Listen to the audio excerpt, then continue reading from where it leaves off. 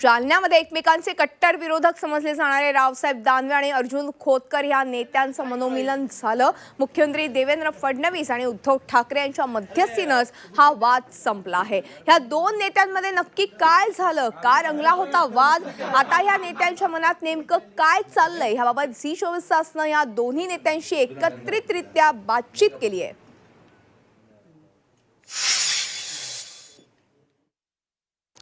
लोकसभा निवडणुका जवळ आल्या, काही ठिकाणी राजकारण रंगायला लागलं आणि या राजकारणाच्या माध्यमातून काही ठिकाणी महाभारत सुद्धा रंगलं। मराठवाड्यात सुद्धा दोन दिग्गज नेत्यांमध्ये असंच एक महाभारत रंगलं आणि आता ते महाभारताचा अंत झाला असं म्हणूया। कुठेतरी अर्जुनानं त्याचं लक्ष बदललं आणि महाभारत काही काळासाठी थंडावलं। माझ्यासोबत मराठवाड्यातील दोन दिग्गज नेते आहेत, आपण पाहताय। भाजप प्रदेशाध्यक्ष रावसाहेब दानवे, शिवसेनेचे नेते आणि राज्याचे मंत्री अर्जुन खोतकर। खरं तर गेले काही महिने या दोघांमध्ये चांगलीच धुसफूस सुरू होती, आरोप प्रत्यारोप हे सगळं जोरात सुरू होतं आणि या सगळ्यात एक महत्त्वाची गोष्ट जाणवली, ती म्हणजे रावसाहेब दानवे शांत होते। म्हणून सुरुवात रावसाहेब दानवेंपासून करूया। का ते सगळे शांत होते? वाद जोरात सुरू होता, राजकारण जोरात सुरू होतं, आरोप प्रत्यारोपणच्या फैरी, अगदी युती झाल्यावरही तुमच्या विरोधात शिवसेना उभी राहणार असं स्पष्ट होतं। तुम्ही शांत होता, मला पहिले त्याचं कारण हवंय। नाही, खरं तर मी काही याला वाद म्हणणार नाही। मी आणि अर्जुनराव गेले 30 वर्ष जालन्याच्या राजकारणात एकत्र आहे। राज्यामध्ये आणि देशामध्ये काँग्रेस, राष्ट्रवादी काँग्रेसची सत्ता असताना सुद्धा जालन्यामध्ये 30 वर्ष जिल्हा परिषद आम्ही आमच्या ताब्यात ठेवली आणि इथं काँग्रेस, राष्ट्रवादी काँग्रेस मंत्रिमंडळात होती, मंत्री होते 11 वर्ष, पण आम्ही त्यांना जुमानलं नाही। पंचायत समिती असू द्या, DCC बँक असू द्या, जिल्हा परिषद असू द्या, आम्ही ताब्यात ठेवली।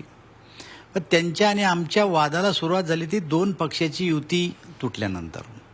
अर्जुनरावला असं वाटलं की पक्ष आता आपला वेगळा झाला, आपण आपल्या पक्षाची ताकद वाढवली पाहिजे। मला असं वाटलं की आता आपला पक्ष वेगळा झाला, आपण आपल्या पक्षाची ताकद वाढली पाहिजे। भविष्यामध्ये युती होईल का सांगता येत नव्हतं आणि त्यामुळं जर पुढच्या निवडणुका जर आपल्याला लढवायच्या असतील तर दोघांनी आपल्या आपल्या पक्ष वाढीला सुरुवात केली आणि जेव्हा दोघंजणं पक्ष वाढीला सुरुवात करतात तेव्हा अर्थात दोघांमध्ये अशा प्रकारचा संघर्ष होणं हा अटळ असतो। की माननीय खासदार साहेब सांगतात त्या पद्धतीनं की पक्षाच्या वतीनं मी कामाला लागलो होतो, काम करत होतो, त्यातून हा संघर्ष उभारायला। परंतु आता एक पेल्यातलं वादळ होतं, ते संपलं। युतीच्या दोन्ही नेत्यांनी हे संपवलेलं आहे आणि शेवटी ते म्हणतात त्या गोष्टी खरं आहेत किंवा आपण कुत्र्या मांजरावर जरी प्रेम केलं आणि ते जर बाजूला गेलं तरी माणसाला हुरूर लागते। आम्ही तर जीवाभावाचे मित्र होतो, आम्ही तर पारिवारिक सदस्य आहेत, आम्ही तर खूप एकमेकावर प्रेम करणारे माणसं आहोत आणि गेले 30 वर्षाचा हा संबंध जिव्हाळा आमचा हा राजकारणामुळं थोडासा ईर्षेला पेटलेला गेला होता। त्याचं दुःख मलाही आहे, मला त्याच्याबद्दल निश्चितपणे त्या आखाड्यामध्ये उतरल्यामुळं मलाही त्या बाबीचा पश्चाताप या ठिकाणी आहे किंवा राजकारणापायी आपले अशा प्रकारचे दोन घराण्याचे संबंध ताणले जातात, ही गोष्ट काही बरी नाही आणि त्यातून माननीय नेते मंडळींनी पुढाकार घेतला आणि त्यातला एक चांगला निर्णय या ठिकाणी आता आलेला आहे, त्यावर पूर्णतः पडदा पडलेला आहे। काल भाषणात बोलताना तुम्ही म्हणालेत गेली काही वर्ष तुमच्या मतदारसंघात जिल्ह्यात आणीबाणी होती। आम्हाला कळू तर देत, रावसाहेब दानवेंनी आणीबाणी लावली म्हणजे काय लावलं होतं? नाही, आणीबाणी हा अर्थ असा होता, या अर्थाने मी बोललो ते की बा भाजपचे कार्यकर्ते, शिवसेनेचे कार्यकर्ते हे एकमेकांना आमच्या दोघांच्या तणावग्रस्त संबंधामुळे एकमेकाला बोलत नव्हते। म्हणजे बोललो तर मग कोण कोणाला काय सांगेल, कोण कोणाला हे यांना सांगतील का, ते त्यांना सांगतील का, मी या अर्थाने बोललो की आमच्या जिल्ह्यामध्ये आणीबाणी लागली होती, आमच्या कोणी लागली होती, त्यांच्या कोणी लागली होती, ती आणीबाणी आज उठली। आणीबाणी नव्हती। काल तुम्ही भाषणात बोलताना एक म्हणालेत की जे नाराज होते आता त्यांना कॉम्पेन्सेट करायचं आहे, भरपाई द्यायची आहे। नक्की काय द्यायचंय खोतकरांना, काय कबूल केलंय? नाही, असे राजकारणामध्ये कॉम्पन्सेट कधीच होत नसतं।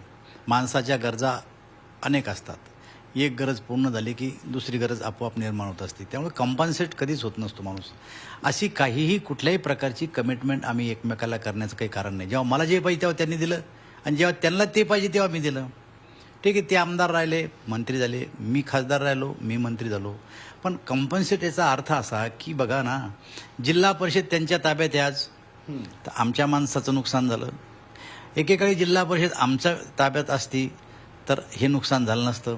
पुढच्या काळात आम्हाला दोघाला एकत्र येऊन ह्या ज्या सहकारी संस्था आहेत, या काही स्थानिक स्वराज्य संस्था आहेत, या संस्थेच्या माध्यमातून दोन्ही पक्षाच्या कार्यकर्त्यांना आम्हाला न्याय द्यावा लागेल. खरं तर सगळ्या कार्यकर्त्यांची इच्छा होती आम्ही एकत्र यावं. आमचं तर सोडा, आम्ही तर नेते, पण आमच्या कार्यकर्त्यांना असं वाटतं की या दोघांच्या भांडणात आमचं नुकसान न व्हावं. कार्यकर्त्यांचा विषय काढला म्हणून विचारतो की ज्यावेळेस खोतकर यांना लोकसभा उमेदवारी लढायची होती तेव्हा कारण हेही दिलं जात होतं की शिवसेनेचे कार्यकर्ते तुमच्यावर प्रचंड नाराज आहेत. हे बघा, ज्या टायमाला शिवसेनेच्या विरुद्ध जेव्हा भाजप निवडणूक लढतं त्या टायमाला शिवसेना आमच्यावर नाराज असणार. आमच्या विरुद्ध जेव्हा शिवसेना निवडणूक लढती तेव्हा शिवसेनेचे भाजपचे कार्यकर्ते नाराज असणार. आणि हीच नाराजी त्यांना नको होती, कारण 30-35 वर्ष एकत्र राहून आम्ही सगळ्या संस्था आमच्या ताब्यात ठेवल्यात ना. कधी कोणी पंचायत समितीचा सभापती झालं, कोणी जिल्हा परिषद अध्यक्ष झालं, कोणी शिक्षण सभापती झालं, कोणी आरोग्य सभापती झालं, कोणी महिला बालकल्याण सभापती झालं. आज कार्यकर्त्यांना आत्मविश्वास आला की या जिल्ह्यामध्ये हे दोन नेते जर एकत्र झाले तर युती जर असली तर आमचा जिल्हा हा या राज्यातला नंबर 1चा जिल्हा आहे.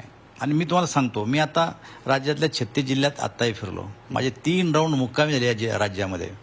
पण याही अगोदर जितकी चांगली अभेद्य युती जालना जिल्ह्यात होती अशी चांगली युती आम्हाला कुठेही दिसली नाही. मी जरी वयानं मोठा असलो, ते जरी माझ्यापेक्षा वयानं लहान असले, पण एकमेकाचा आदर करून आणि पूर्णपणानं हिशोबी वागलो आम्ही. ज्याची जास्त जागा असतील त्याला पहिलं पद, ज्याच्या नंबर 2च्या जागा असतील त्याला दुसरं पद, हे आम्ही पथ्य पाळले म्हणून आम्ही टिकलो. आम्ही कधी एकमेकाच्या विरुद्ध प्रचार केला नाही. म्हणजे आता शिवसेनेबाबत तुम्ही साशंक नाहीत, मदत होईल. हे बघा, 100% मदत होईल. आणि ओढून ताडून एकत्र जर आणलं तर साहेब टिकत नसतं. मुळामध्ये आम्ही दोघंच पहिली एकत्र आलो. आणि नेत्यांना तर 100% वाटतं की तुम्ही परस्पर पहिली एकत्र बसा. आम्हाला सूचना असं होत्या की तुम्ही दोघं जण एकदा बसा आणि मग निर्णय करा. आम्ही दोघं बसलो ना. नेत्यांनी काल सांगितलं उद्धव साहेबांनी की 5 मिनिटात आम्ही यांचं संपवलं. अर्जुन रावना सांगितलं मागचं आम्हाला काही काढायचं नाही, पुढं आम्हाला नीट वागायचं.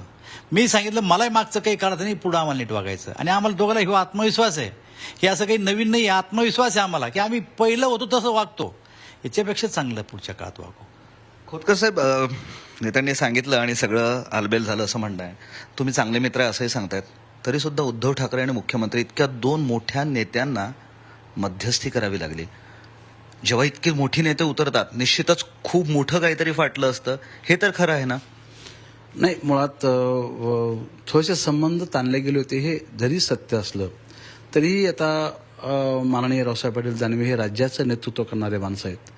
आणि मग त्या मानाने त्या लेवलचे माणसं यामध्ये पडले पाहिजेत, अशा प्रकारचा एक आमचाही आग्रह होता की बाबा ठीक आहे, यामध्ये मध्यस्थी कोणीतरी करावी. आणि त्यामुळं माननीय मुख्यमंत्री महोदय, माननीय उद्धवजी ठाकरे दोघंही त्यामध्ये पडले. आम्हाला आनंद आहे, आमच्या पक्षाचे नेते आहेत, आमच्या पक्षाचे वरिष्ठ आहेत, नेते आहेत, त्यामुळे ते पडले म्हणजे काय फार वाईट आहे वगैरे अशातला भाग नाही. परंतु आम्हाला आनंद आहे की या 2 नेत्याच्या समोर आमचं जे काय होतं आम्ही मनातून, पुन्हा त्यांना काही वाटू नये वेगळं, आम्ही मनातून आता एकत्र झालो आहेत. आता कोणतीही ताकद दुनियातली आम्हाला वेगळं करू शकणार नाही.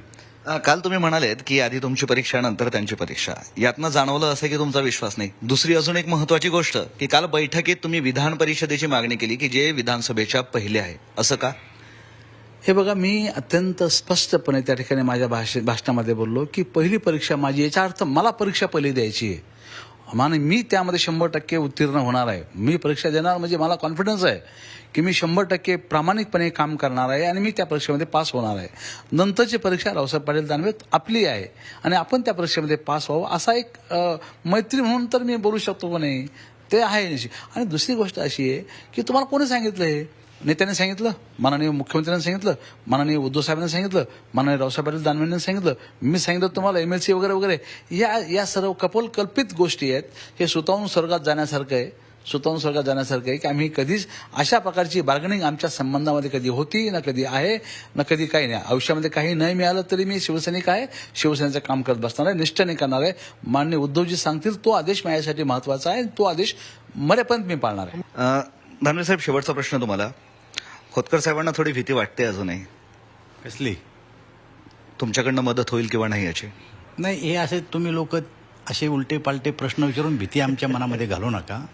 मी तुम्हाला सांगतो ना, खरे आम्ही 30-35 वर्ष राहिलो. मधला एक युती तुटल्याचा काळ जर सोडला तर मागची हिस्ट्री बघा. आम्ही एकमेकाला भीत नाही. आमचा पूर्णपणानं एकमेकावर विश्वास आहे. ते एवढं आमचं पांगलेलंच नव्हतं ना. त्यामुळं आम्हाला दोघांनाही खात्री आहे. आणि तुम्हाला सांगतो मी, आम्ही व्यवहारातून दाखवून देऊ तुम्हाला सगळ्याला. जरी आम्ही एकमेकाच्या विरुद्ध मंचवर एखाद्या किंवा कुठं काही बोललो असेल तर ते राजकीय दृष्ट्याच बोललो. वैयक्तिक हेतुआरोप आम्ही कधीही कोणावर केलेला नाही. आणि राजकारणात तर असं होत असतं. मित्रपक्ष होतो ते कधी केलं नाही. आम्ही एकमेकाच्या विरुद्ध निवडणुका लढलो तर ते साहजिकच आहे. पण वैयक्तिकरित्या कधी बोललो नाही. त्यामुळं तुम्ही डोक्यातून काढून टाका. मी आणि अर्जुनराव जालन्याच्याच आणि जालन्याच्या बाहेर राजकीय दृष्ट्या जेव्हा जेव्हा निर्णय घ्यायची पाळी येईल तेव्हा आमचा निर्णय हा सामूहिक राहील आणि दोघंही एकमेकाला धोका देणार नाही याची खात्री मी तुम्हाला देतो. राजकारणात काहीही शक्य आहे असं म्हणतात आणि याचीच प्रचिती मराठवाड्याच्या या राजकारणात आली. एकमेकांविरुद्ध शस्त्र उचलली असताना ती सर्व शस्त्र आता मॅन झालेली आहेत आणि एक दिलानं युतीसाठी लढणार आणि युतीसाठी जागा जिंकणार असा विश्वास हे दोन्ही नेते व्यक्त करत आहेत. लोकसभा झाल्यानंतर विधानसभा सुद्धा आहेत. बघूयात मैत्री किती घट्ट राहते ते. व्हिडिओ जर्नलिस्ट मोहम्मद तौफिकसह मी विशाल करोळे, झी मीडिया, औरंगाबाद.